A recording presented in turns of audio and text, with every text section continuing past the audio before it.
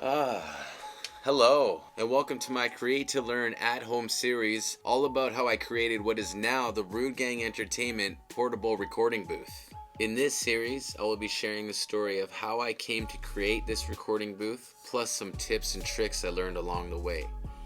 As a beginner and non-engineer, it can be difficult to know where to start or what we really need in order to record our music. I hope these stories and tips can be useful to artists who would like to start building their own DIY booth. My name is Patrick Kelly, co-founder of Rudegang Entertainment, coming to you straight from Rudegang Studios in so-called British Columbia. In episode 1 of this series, we talked briefly about a few different types of at-home and portable style vocal booths. In this video, we are going to focus on the very basics of recording gear so that you can have a better idea of what you might need to record your music and why.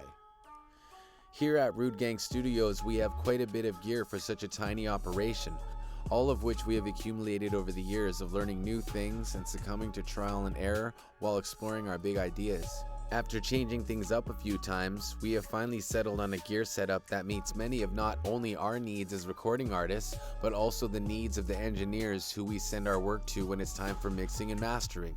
It's important to make sure that we are recording the best quality sound possible on our end to make sure that our friends who mix and master our music have the best opportunity possible to make our songs sound great.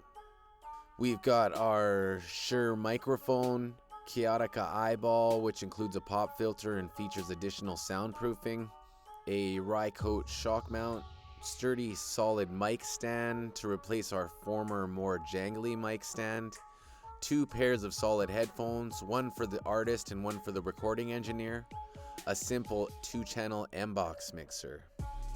When it comes to acquiring gear for recording, it can seem like a daunting task with a huge price tag attached to it, and quite frankly, the cost is something that you'll have to grapple with here.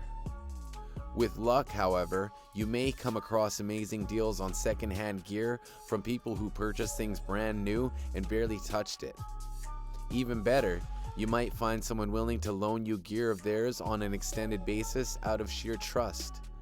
Otherwise, you are better off saving up for good quality gear and even financing the recording equipment from your local music shop.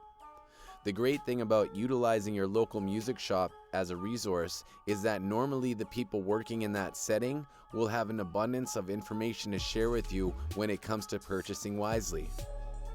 Speaking of purchasing wisely, one of the biggest tips I have for those who are new to the world of studio gear is to do your research. One of the worst things that I have done in my early years of studio building was purchasing items without doing the proper research first and often ending up with something that can't be returned.